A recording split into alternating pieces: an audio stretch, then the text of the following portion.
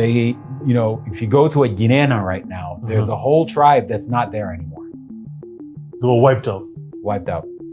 Whoa. Same thing in Fasher. There's an entire tribe that's just not there anymore. Wiped out or had to flee. Fasher was the one I saw where there was space footage or the satellite footage with a pool of blood and pool of bodies and literally barely any person on site. Some of the worst executions that we've seen footage of probably were from Fasher. The one that happened in Guinea was in the beginning of the war, so it didn't get a lot of attention. But that was also brutal. Like, we did some investigations, we found out that they enslaved some of the people. Oh, wow. Mosaab, resources. We haven't talked about resources this whole interview. I don't know if you have like a visual on the resources and everything. Sudan is very rich in oil and now what everybody's talking about with UAE and RSF is gold. Yeah. Tell us about Sudan and its resources. Yeah. Sudan, primarily, it's an agricultural country. Like, that's the biggest, industry historically in Sudan. And the biggest economic factor within Sudan. The oil came in and it kind of, there's even books about, the oil curse, country by country in Africa, how oil is always a double-edged sword. Niger Delta, now Chad. Yeah. Mm. So the 70% of the oil went away with South Sudan. That's where most of the oil concessions were in South Sudan. So once South Sudan became independent, then the question of, well, what would become the main economic driver for Sudan? And that's where the gold came in. There's always been gold in Sudan, mining. People understood that there's a huge reserve of it. But just like you have the oil curse, you have the gold curse as well. This is a map that just shows the dates where gold was actually discovered in large amounts. It's in French, so it's not going to do too much for us. It's okay. That's fine. So the gold became a major export, along with things like, for example, gum arabic. Gum arabic, the acacia gum. It's Sudan is like the #1 exporter of it, but because it's used in so many things, from soft drinks, soda, Coke. I know Coke uses it. Soft drinks. You have like all kinds of industrial materials and stuff like that gum arabic is used for. So that's another thing. Gold. Why is gold critical? Because this is where the problem of militias and wars over land are happening. So because of the gold and how much lucrative, like guaranteed it is, you have a lot of people in Sudan who moved from agriculture and stuff into the gold trade. But once you start looking across Africa, you start seeing also another pattern where Darfur, one of the biggest repositories, was found in 2012. Tibesti in northern Chad, 2013. Now look at Niger, Jado, Ayer, Adar in 2018, Tigrid in Mauritania. This is in Mali. There's a direct correlation between the rise of militias like the RSF and the gold repositories, and why the AES are saying they have a huge militia problem. Yeah. Because also gold is one of those resources where you get foreign investments coming in, taking advantage of it, and not caring actually what happens in those actual communities. The Russians are guilty of this as well. You know, a lot of especially the Wagner group, they're going all through like this area between Darfur and Central African Republic and Chad and these areas, heavy mining. The UAE is the main culprit when it comes to feeding in these militias using gold. Meaning that they would come and land in areas in Darfur and other places. They bring the equipment, their companies, everything comes in. All the person has to do is dig and weigh the gold. Wow. So they're building huge gold deposits.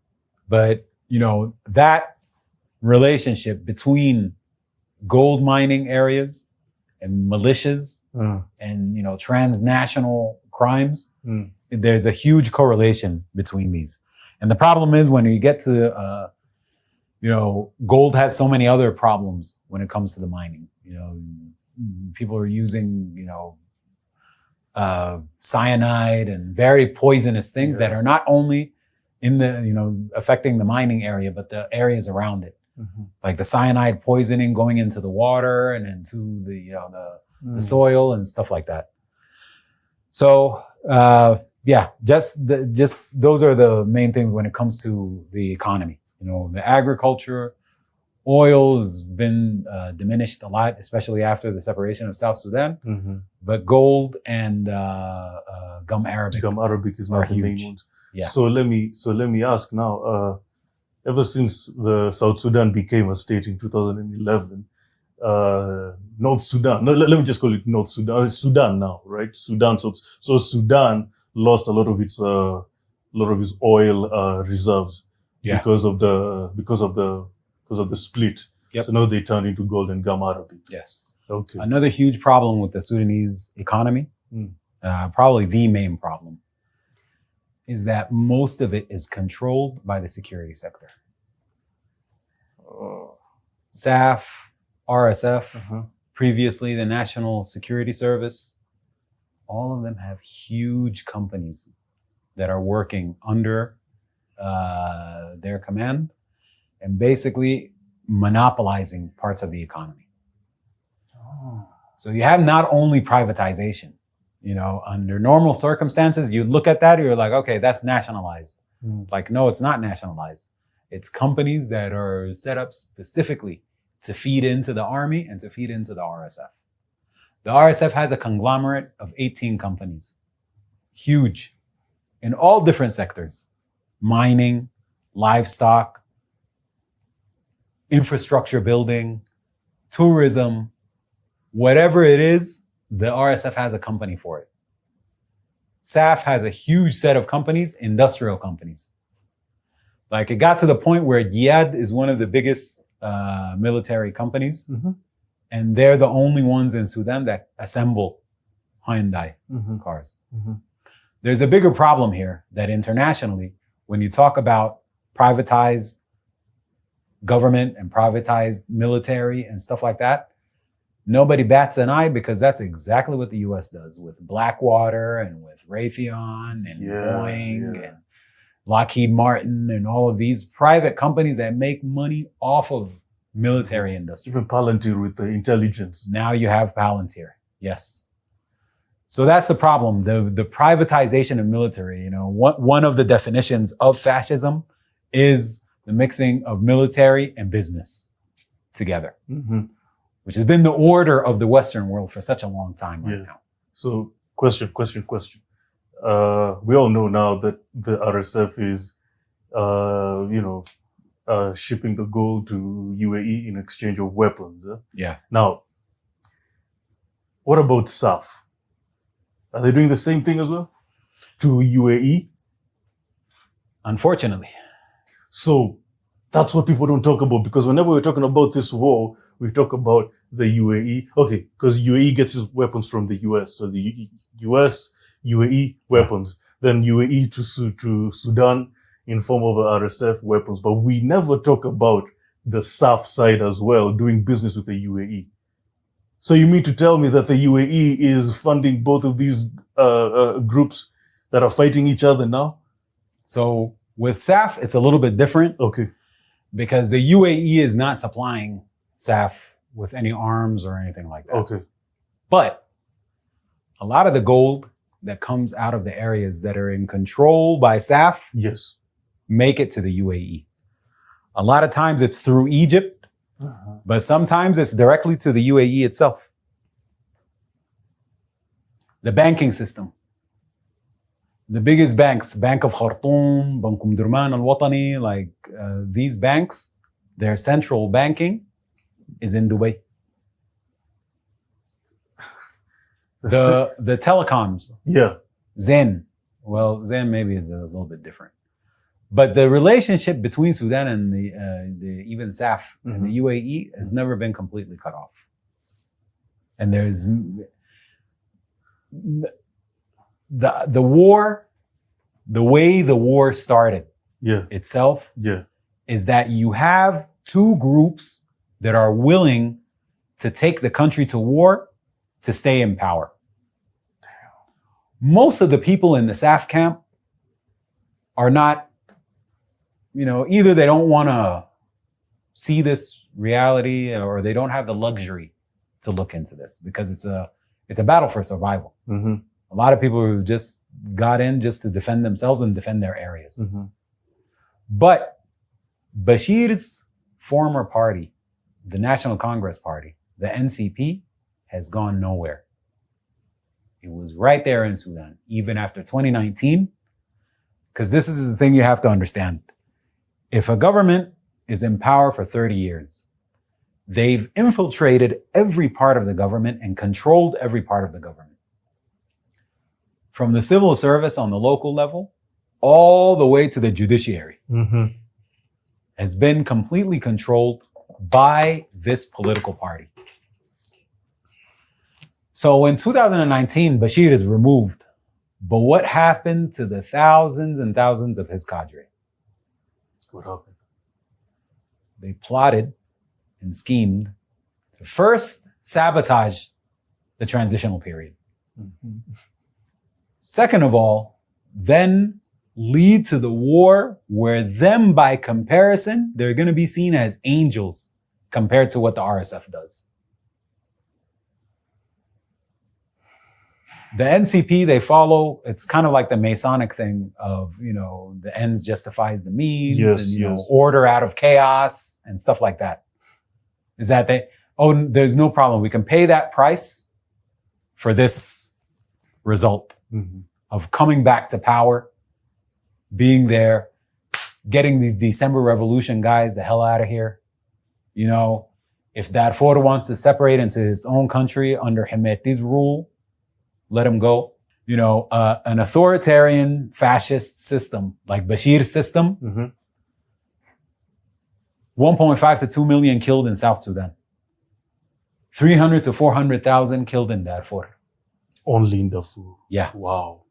So for them, another 200,000 or something to be killed in order for them to stay in power is a price they're willing to pay.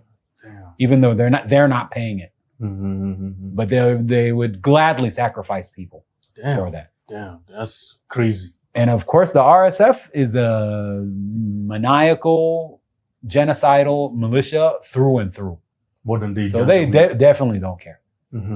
But it's almost like if you guys are here and there's a bull out there and I'm giving him like the red thing to come charge, as soon as he comes charging, I'm out the window. You guys are going to get hit by the bull. But I'll come from the outside and say, hey, look at what that bull is doing. Isn't that crazy? Wow. So it's these kind of like aspects of the Sudan war that's hard for a lot of people who really want the SAF to be an army that actually fights for the people and represents the people. But there's been so many anomalies that have happened in this war where it could have stopped in SAF's favor. When SAF went into Khartoum in late 2024, early 2025. When they reclaimed it. When they reclaimed Khartoum, they easily could have gone to the negotiation table and say, we want the RSF to disband. We want a deal where there won't be any RSF in a few years, Okay. which was already on the table before the war. Mhm. But the fact of keeping the war going, we have to also remember that there's a war economy. War is business. Oh my God. There's a War is huge war economy. People make millions of dollars, whether it's selling fuel, whether it's the black market, whether it's providing even goods, food. There's corruption even within the humanitarian aid that NGOs. comes in. So that's the thing also, like the corruption level of the Bashir regime and how much of that seeped into the transitional period and then into this war. We still haven't quantified it because of how opaque everything is, within how SAF is running that. So okay, correct me if I'm wrong. We are learning, I'm not making conclusions because I'm learning alongside with you guys, What you're trying to say is they could have, when, cause RSF reclaimed Khartoum and then the SAF reclaimed it back from the RSF. So at that time when the SAF reclaimed it back from the RSF, you mean to tell me that they could have stopped this war from continuing? They could have stopped it because all of their allies are telling them, Egypt, Saudi Arabia, Turkey, all of these countries are telling SAF, go to the negotiation table. It could have stopped, but the reason is because within the SAF camp, there's this cancer of the Bashir regime that are still there, and they're pushing for this war not to stop. They have, for them officially, they say we're not going to stop until we get rid of the RSF completely. Just to give you an idea of what exactly that entails, this is the situation as of March 1st.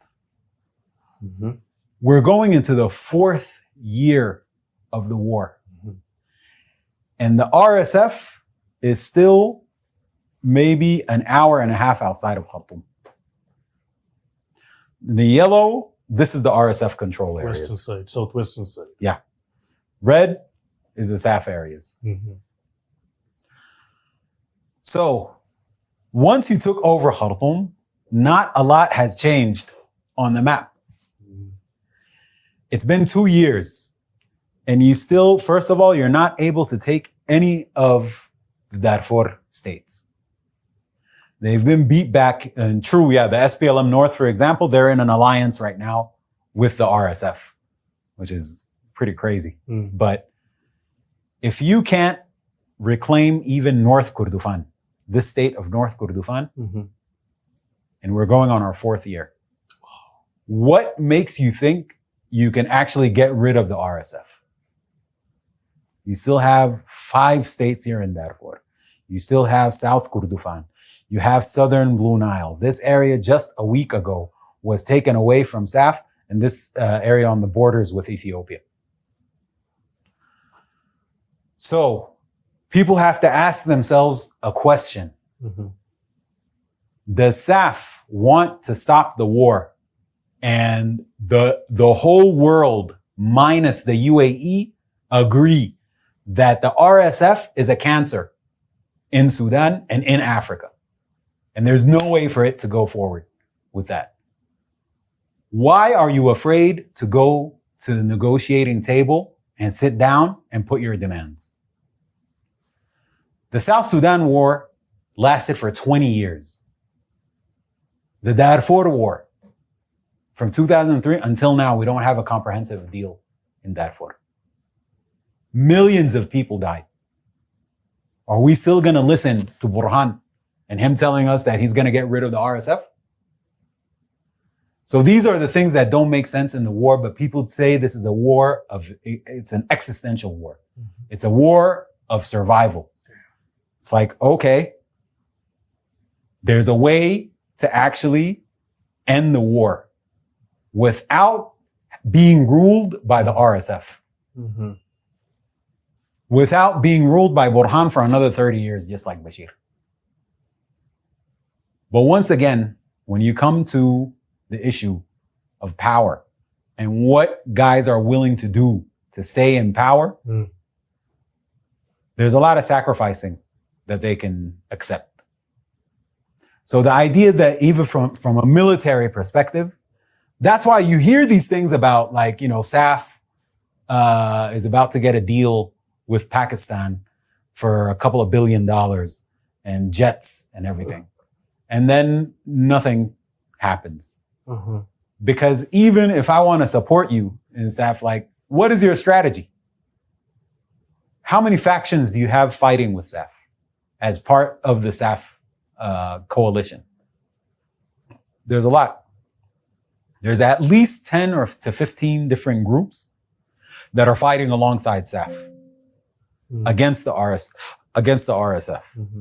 So it's not a numbers problem. It's not the amount of people who are willing to actually put their life on the line to actually defend their area and defend the country. It is coming to a breaking point right now on a political level, but not because of internal pressure to actually do away with these, cancerous factions that are within SAF, like Bashir's old party. But because people are starting to wake up and say, wait a minute, you told us in the beginning of the war that this war is going to take 2 to 3 weeks. Yeah. And now it's going into this 4th year. And we still can't even take Bara, we can't take Al-Nuhud, we can't take Al-Fula, we can't take any of the Darfur states. Okay. So something is definitely wrong. Okay. This is like the people who are with SAF that are basically realizing this. Yes. So the idea now is like what is their plan? That's what I want to know. Like, what do the people want now? As a result of that realization that you've just said. Yeah. What do the people want? What do the people want to happen now? Listen, man, the overwhelming majority of the people want this war to stop. Yeah. They don't want this war to continue. But the people in the SAF areas do not want to see the RSF in front of them ever again. Yeah. The people in the RSF areas, most of them, as civilians, they do not like being under the RSF. It's a nightmare for them as well. There's some rhetoric that's coming from the SAF areas that we have to get rid of these tribes. All of these Arab tribes over here. Oh, that's what, see, wait, come on. Wait. So that's what we don't get, like when we try to figure out what's going on. When we watch the news and all these pundits talking about Sudan, they talk about SAF only attacking the RSF soldiers. They don't mention them killing the innocent people, the tribes that are on the RSF territories as well. They see, I'm learning every time you speak, Mosaab. It's messed up. It's messed up. Last week, a hospital in Al-Dain was blown up by SAF. It was like 60 people were killed, or 64, something like that. There's no excuse for something like that at all. There's no excuse. But once you start thinking, this is the same SAF that had their planes dropping bombs and killing civilians in Darfur, in the Nuba Mountains, in South Sudan, everywhere. So do we expect them to change all of a sudden? The only hope I have is that there would be like a corrective revolution within SAF itself. So you have the possibility of having a critical mass within the SAF camp that can get rid of the cancerous cells within it. You know what I mean? The RSF, not so much. That's the biggest difference also in this war, is that there's really no reforming of the RSF other than putting down their guns and disbanding. From the tone of these guys like Hemeti and these guys, when they start talking these days, it seems like they're looking for a way out. because they don't have control over their own factions. Oh, okay. That's also another side of why, like we've talked about SAF and why there's like a cancerous element within SAF that's keeping the war going. The RSF is like one big cancer. Mm. You know, it has Hemeti and the Dagalu guys at the top, loosely, but right under that, they don't control it. The banditry that we were talking about earlier, it's the order of the day for the RSF. Okay. The reason the war keeps going on is because Burhan doesn't have control over all his factions. Hemeti has no control over his factions. So even if they want to make decisions, some factions will be like, no, we don't agree. You're not going to force us to do that. Is that a good thing or a bad thing when it comes to the end of this war? Is that a good thing or a bad thing? No, I don't know if it's a good thing or a bad thing, to tell you the truth. But I do know that there's no military solution to this war. Okay. SAF is not going to wipe out the RSF. And vice versa. RSF is now in its own internal chaos. And for them to even think about trying to take over all of Sudan, it's not going to. Especially after all of the genocides that they did, all of the ethnic cleansing that they did. They, you know, if you go to a Guinea right now, there's a whole tribe that's not there anymore. They were wiped out. Wiped out. Whoa. Same thing in Fasher. There's an entire tribe that's just not there anymore. Wiped out or had to flee. Fasher was the one I saw where there was space footage or satellite footage with a pool of blood and pool of bodies and literally barely any person on site. Some of the worst executions that we've seen footage of probably were from Fasher. I think that's the worst thing we've ever seen in the world. Yeah. We've never seen ethnic cleansing like what happened in Fasher last year, right? Yep. That was crazy, man. Yep. And you know, okay, go on. The one that happened in Guinea was in the beginning of the war, so it didn't get a lot of attention. But that was also brutal. Like we did some investigations, we found out that they enslaved some of the people. Oh, wow. So like there's no such thing as reforming the RSF or like, you know, doing a power sharing deal with them or any of that. It's completely gone. The only possibility is that they're in an alliance right now with like the SPLM North and some smaller groups. But it's also like the RSF is the main one that runs them. So hopefully these other groups can talk some sense into them. But it's not looking good as far as ending the kind of war, you know, voluntarily on terms that will be okay with people. Oh, I'm telling you, this is now I have a clear. You know, if there's anything, Mosaab, that I've learned from you speaking for the past 3 hours, almost 3.5. Whoa. Is but this is good. You know, the good thing about South Africa to Africans, Mosaab, is we have no time limit. We have no rules. This is a Pan-African revolutionary show.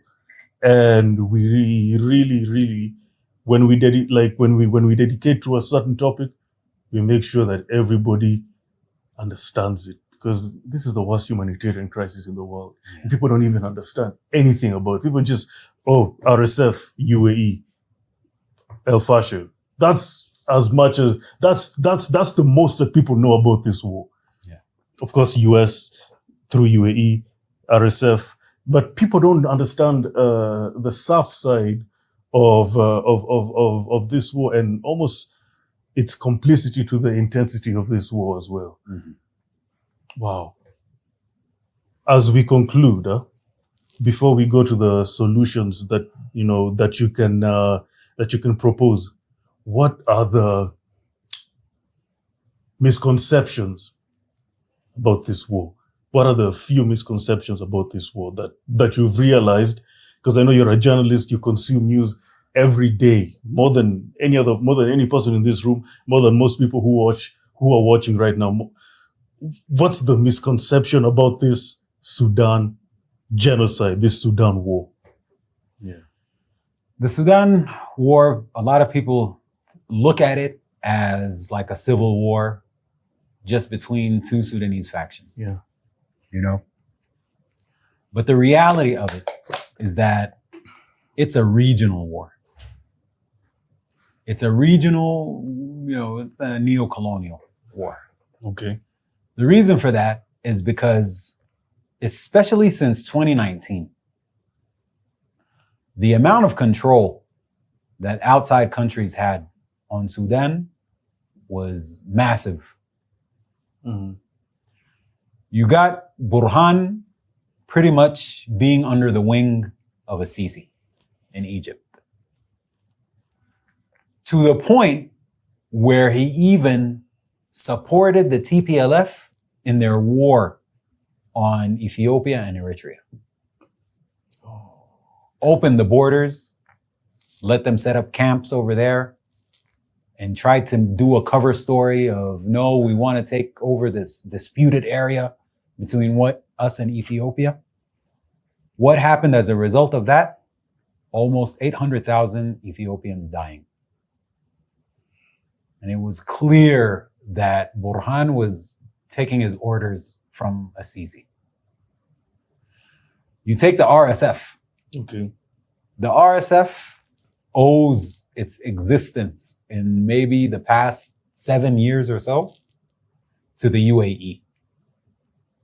The UAE using them in Yemen, partnering with them on gold, on livestock. Livestock is a huge one, by the way. We forgot to mention earlier. Mm-hmm. But livestock is one of the top exports of Sudan. Wow. But more importantly, the UAE trying to put its military footprint on Africa in general. Mm.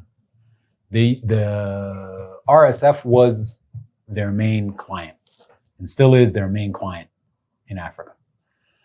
So if you have the two major military outfits in Sudan who control most of the economy and are pretty much handled by these Arab Zionist countries, how is this a local war among Sudanese? You have the entire region suffering because of these countries like the UAE, Mm-hmm. that's also meddling, like you said, in Somalia with recognizing Somaliland. They're trying to push the Ethiopians to actually open a front with the Sudanese in support of the RSF. Mm. They're trying to buy off South Sudan and make them be supportive of the RSF. Thank God there's such a thing as African collective wisdom. Okay. Because the Ethiopia would not go ahead with them in supporting the RSF, even though there's some reports recently done by some European in the Blue Nile, right? Egyptian journalists that, there's RSF camps inside of Ethiopia. Mm-hmm. If you read the report itself, they tell you that we don't have the proof of this. Okay. So it's trying to pit Ethiopia against Sudan. So the news headline we saw the other day was all bullshit. Bullshit. Oh, really? The areas that the RSF is taking over right now, along with the SPLM North, Mhm. are some of the most remote and underdeveloped areas that you've ever seen. Like the idea that you would need the Ethiopian army or you would need an RSF camp inside of Ethiopia is insane. And until now, there's not a single shred of evidence that Ethiopia is training the RSF or bringing them over borders or any of that. It's hot air by Egyptian operatives, Egyptian security operatives. Let me make that distinction also. The Egyptian people have nothing to do Mm-hmm. with what a Sisi and their military and their intelligence are doing. The dirty games that they're playing, the Egyptian public isn't really involved in that. They actually don't want Sisi and they want to remove him, but He's a Western player. they can't. Yeah.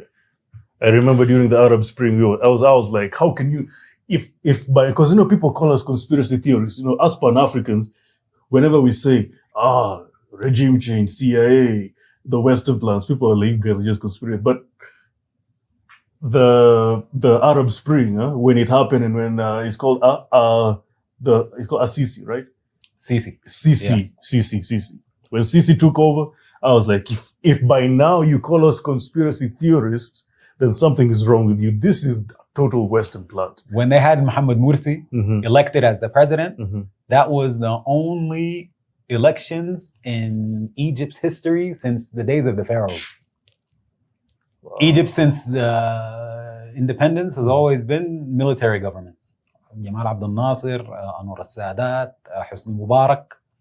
When they removed Mubarak and did those elections and Morsi came in as president, that was the only time they've ever had an election. Morsi, yeah. And then Sisi came. Sisi came. So if you have all of these aspects, this is not a war among Sudanese. This is a neo-colonial war. This is a war that is a result of the push and pull by different imperial powers until it snapped. Mixed with the corruption, like the cancers that we have inside of Sudan that I told you about. The huge cancer that's called the RSF, and then the cancer that's called the NCP, that's Bashir's party, that's actually coercing SAF to its, I can guarantee you, like those air bombings hitting the hospitals, I can guarantee you it's one of Bashir's guys that actually put out that hit. Where's Bashir, by the way? Where is he? Can you believe the same guy who created the Janjaweed and everything is now sitting in Marawi in northern Sudan and supposedly under house arrest? You know what I thought? That's another thing that makes you question. Like, if your main and only army enemy is the RSF, then why is the guy who created the RSF living comfortably and not on trial, at least? So it's stuff like that that is illogical, that doesn't make sense. And the only thing I can deduce from it is that Bashir's old party is running the show and they want this war to continue. And they put Sudanese in front of them as human sacrifices to get rid of them so they can come into power. As pawns. Until somebody explains it in a different way of why we're going into the 4th year of the war and the battle lines are virtually the same, minus Khartoum. If somebody can explain that to me, then I'd be happy to listen to it. But as it stands still right now, I believe that Bashir's former regime pushed for the war, pushed to start the war, because they know the RSF are kind of in the same way. The only way they can have a future over in Sudan is if there's wars going on. These people have zero value when it comes to helping the Sudanese citizens themselves, developing them, educating them, providing services, all of that. Their balance is zero. The only thing they know is the bloodshed. Whoa.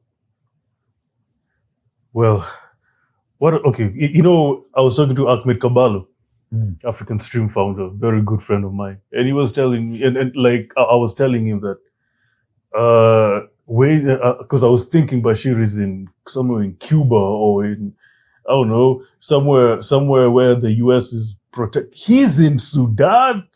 All this time he has been in Sudan. This is insane. It's insane. He's in Sudan. Ahmed Haroun is in Sudan. Nafi Ali Nafi is in Sudan. Ali Usman Muhammad Taha. All of the genocidal cadres of Bashir are living their life fine and comfortably. The creators of the RSF and the Janjaweed and all these ethnic cleansing, they're there. And they're just like, no. We just need to get rid of the RSF. It's kind of like they took the citizens and put them in tunnel vision. Mm-hmm. Like all you're going to see is the RSF and the UAE.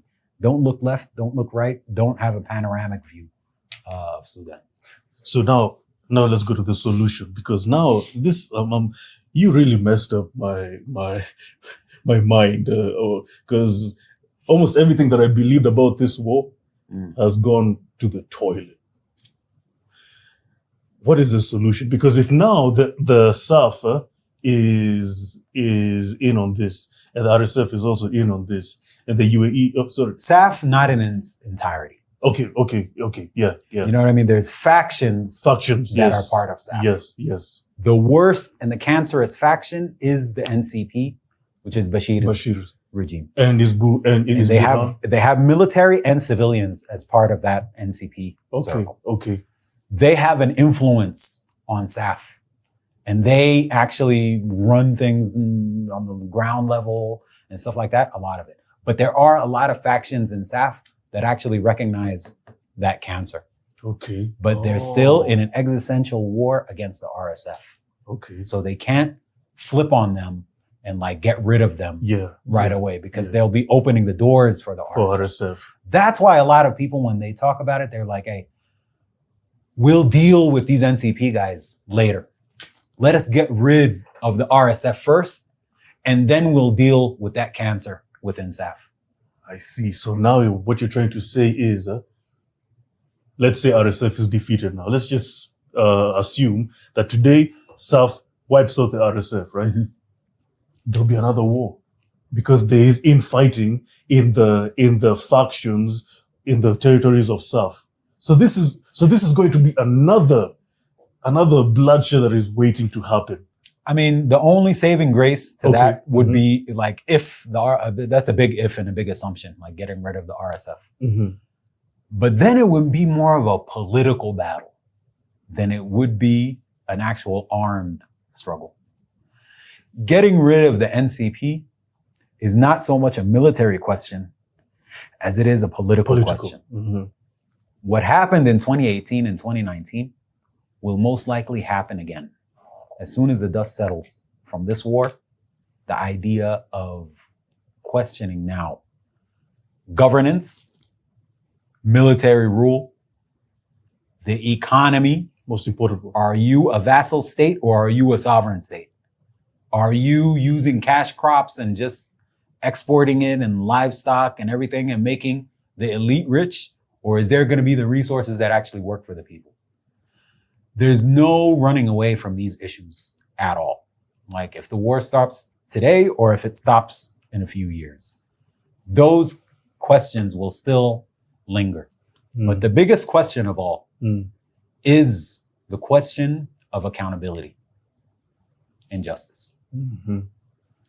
If you notice throughout all of our talk right now, I've never pointed to a single incident where there's been accountability or there's been justice for the huge violations that have happened. Inhumanities, a lot of them. Exactly. So that kind of goes into the solution. Okay, so let's go to the solution. Which is basically, there's no way you can sweep these violations under the rug. There is a problem in Sudan. It's a feature within Sudan of reconciling on a local level, on a tribal level, on a community level. There's already a framework for that. The problem is it's been used for decades to say, okay, your tribe went to war with your tribe. So instead of accountability and who actually violated the other first and make it a legal process, it's like, guys, we've been through so much and there's been so many problems. So here you go. You take two land cruisers, like maybe a couple of million Sudanese pounds. You take a couple of million Sudanese pounds, say goodbye. Let's read the Fatiha and that's it. So the idea of resolving conflict through compensation has been the method of conflict resolution. If you leave it up to the RSF and SAF and the NCP and these guys, that's how they've been doing it for this whole time. So the message, if I have an idea to be a bandit or to do crime or something like that, I go, okay, so if I do something, then just, person will be compensated and I don't have to serve jail time. I don't have to be held accountable to this. The question of justice is always a question that is not accommodated either by our own governments and definitely not by the international order. That's starting to become clear right now. Okay. Like with this whole genocide in Palestine, this war on Iran, the Epstein stuff, like there's so many different indicators that show that the idea of justice and accountability is definitely not going to come from Geneva or Washington, D.C. Congo. Or anywhere. Yeah, what's going on in Congo is crazy also. There you go. And you see what happened in Congo. It's a power sharing deal. It's a power sharing deal. It's a, make the guys at the top, make them rich. But is it changing the situation of the people on the ground? So the idea of a reconciliation process in Sudan is a must to stop the war. Number one, because it hasn't happened since the days of the war in South Sudan. South Sudanese never got compensated or never got any kind of justice for their struggle. The comrades will tell you that, hey, we're not looking for handouts. We took our independence by ourselves and we took it by the gun and that's it. All right, brother, but you have millions of South Sudanese right now living in poverty, and some of them are still under the gun from the same forces that you were fighting for early on. Darfur has never had an accountability process or a justice process. Some of the Darfur groups came into the government in 2020, and they're like, okay, that's it. As long as we're in power, that's fine. Okay, you still have 3 million people in displacement camps. This war right now, when you talk about justice and you talk about accountability, it's like you're an alien, speaking an alien language, But the question becomes, number one, how do you get people to put down their guns? If I'm carrying a gun because I was violated by the RSF, if the RSF isn't held accountable, there's no reason whatsoever for me to put down my gun. If I'm part of another armed movement and I know that I was bombed by SAF, was never even given an apology, there's no power sharing deal on earth that'll make me put down my gun at all.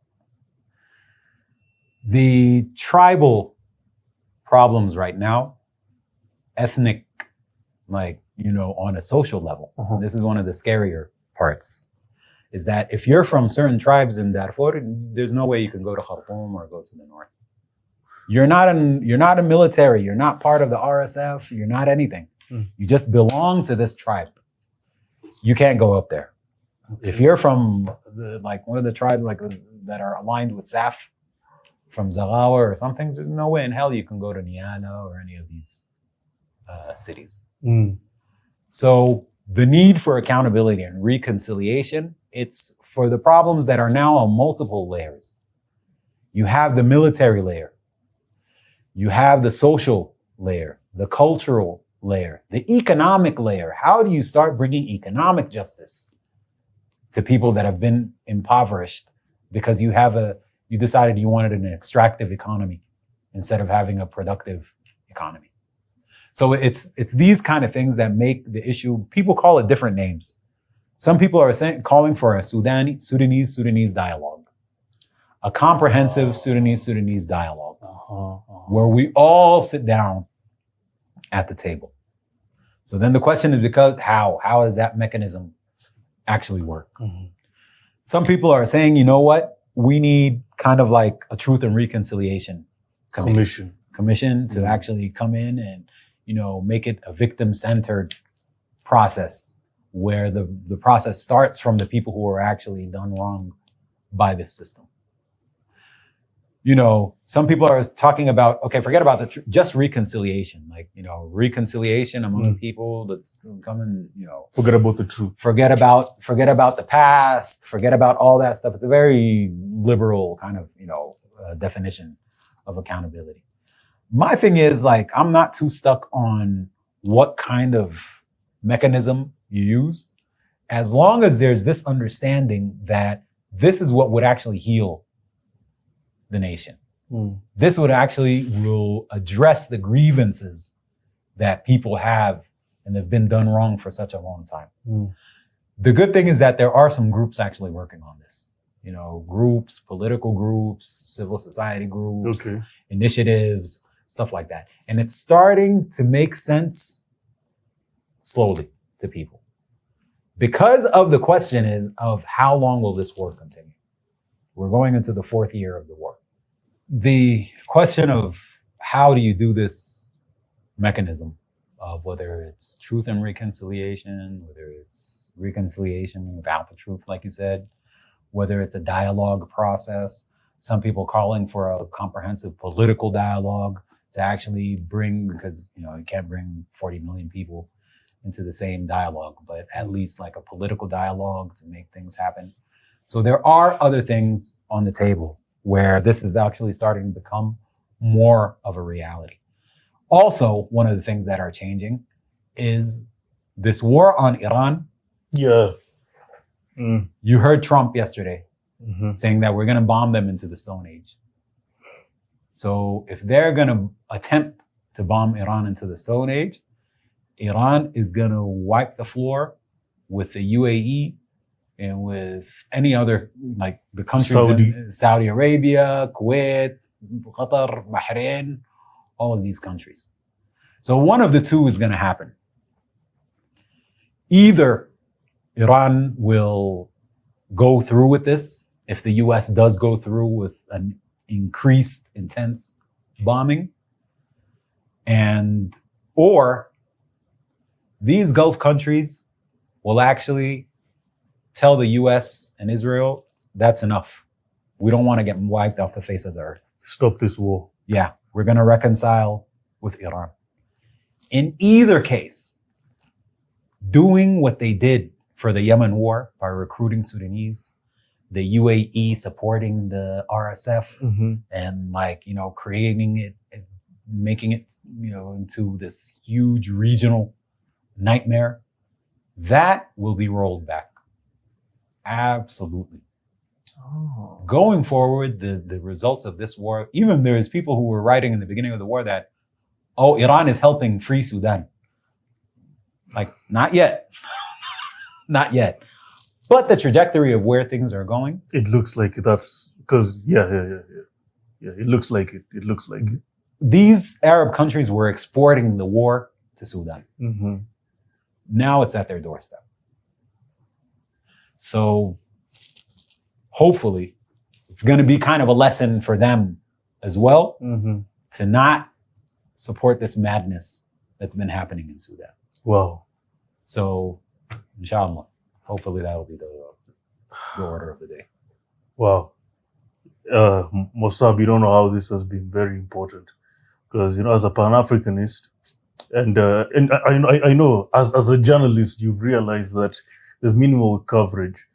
In South Africa, to Africans, we are probably way ahead in this country.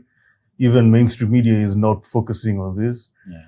The channels, the YouTube channels are not focusing on this. It's only South Africa to Africans in this country and a few other platforms in the whole continent and in the whole Black diaspora as well. Yep.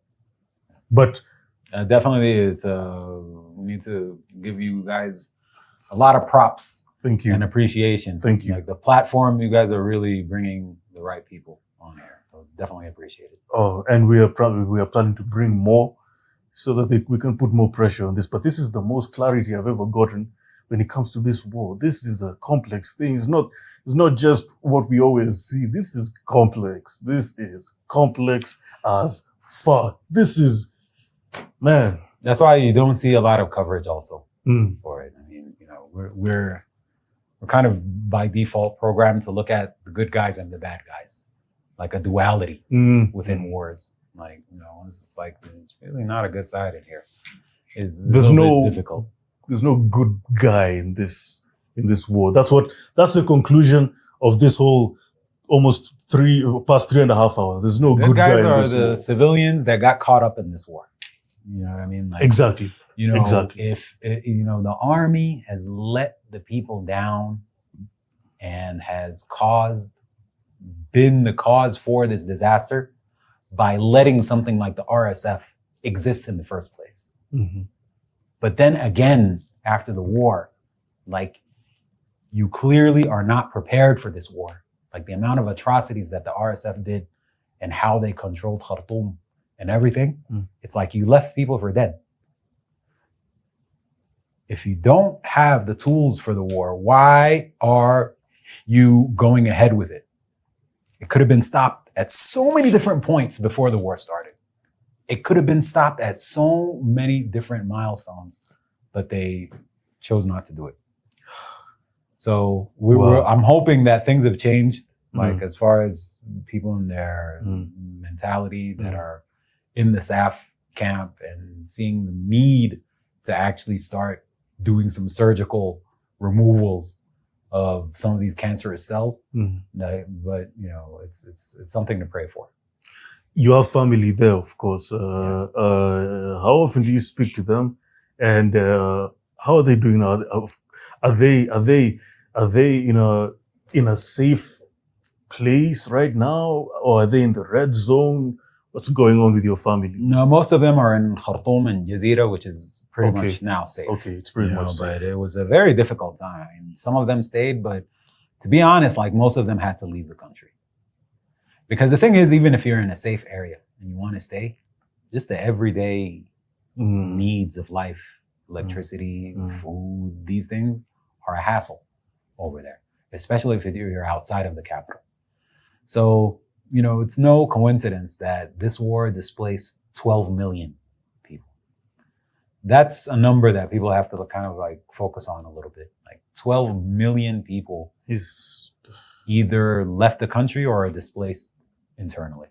So the magnitude of how much people suffered is just insane. If you could look at this camera, Mosaab, and give your final word, just give your final word as we conclude. But before you do, as for me, I want to say thank you, man. Thank you for coming. Thank you for giving us a lecture, to say the least, about this. This was a masterclass. Actually, this was a masterclass, and now I have full clarity, and I'm happy we got it on film. I'm happy we got it on a good place like this with a screen. I mean, this is the first time we've ever used a screen, and this was amazing. Thank you so much for coming. Yeah. Thank you. Please give your final word and tell the people anything you want to say, a word of encouragement as we conclude this. Yeah. I won't keep it. Kind of short. I'll just say that Sudan will be free, and say that Africa will be free, and that is the inevitable destiny that awaits us. So things are rough, but freedom, justice, and equality will be the order of the day. Respect. Thank you so much, guys, for watching. Please like, comment, share, subscribe. Where can people find you, Mosaab, as well? Where can people find you? Well, I have a Substack, Mosaab at substack.com. Also, people can reach me through email, mosaab@gmail.com. I follow the people that I work with, Iron Network. Work with also Sovereign Media. So definitely they can follow us there. Oh, Sovereign Media. I follow you guys all the time. You guys are doing a great job. Yeah. Great job. Thank you. Guys, please like, comment, share, subscribe, support this channel, support Mosaab. We are trying to put pressure on this Sudan thing because very few people are doing it. But we will do it. Sell Africa to Africans is a real Pan-African show, and I'm proud to make sure that I contribute to the end of, first of all, to the clarity, and then the end of this war. We need to put pressure. I know we're in Kenya, and we say, oh, Sudan is far away. We don't care. But wait until, like the way we spoke, it can spread. You never know. We should be Pan-Africanist by nature, and we should take care of our brothers and sisters who are outside of our confines, of our Berlin conference confines. Thank you so much. It's been a good one. Thank you.